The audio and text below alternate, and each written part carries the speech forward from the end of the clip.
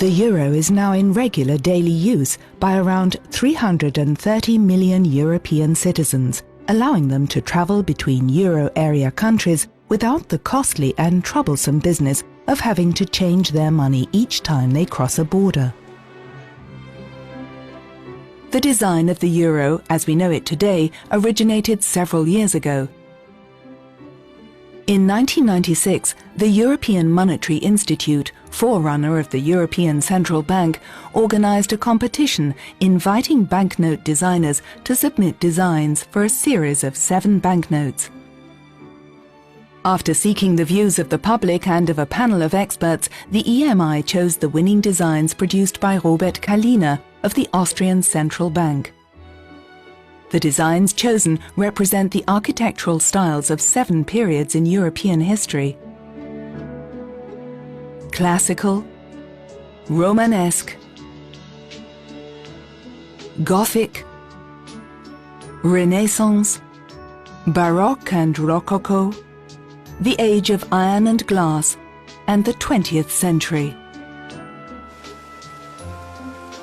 Banknotes have to be visually appealing and easily recognizable, while containing security features to make forgery as difficult as possible. For lower denomination notes, these features include watermarks, security threads, hologram stripes, and iridescent strips. For higher value notes, in addition to the watermarks and security threads, there are hologram patches and numerals that change color when the notes are tilted.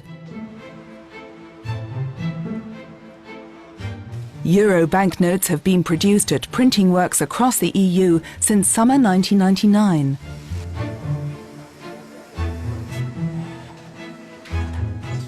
At the time of the euro cash changeover, the national central banks had more than 15 billion notes ready for use.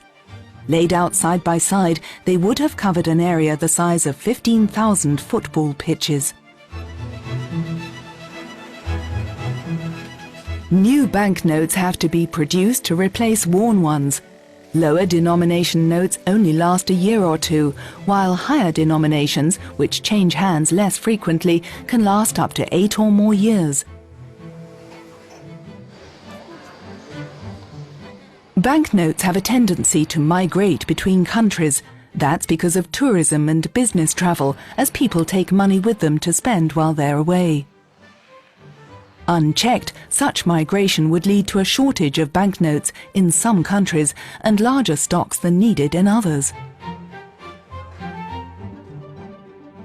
So bulk transfers are organized by the ECB, together with the Eurosystem national central banks, and surplus notes are taken from the countries where they've accumulated to those where they're needed.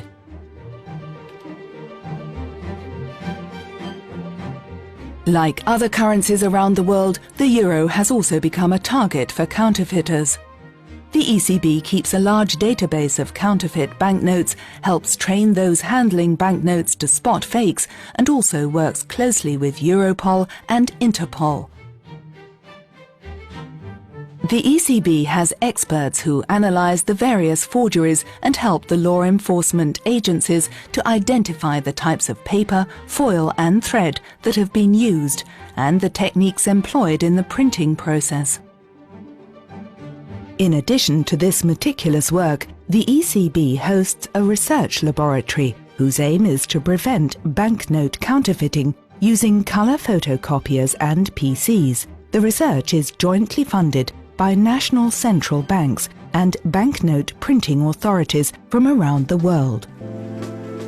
While the ECB and the Eurosystem national central banks are responsible for producing the euro banknotes, responsibility for the production of euro coins lies with the governments of the euro area countries. More than 51 billion coins with a face value of around 16 billion euros were minted for the euro cash changeover. However, the Governing Council of the ECB approves the overall value of coins to be issued. Unlike the euro banknotes, the euro coin designs vary from country to country. On one side they have common designs, while the other bears national symbols.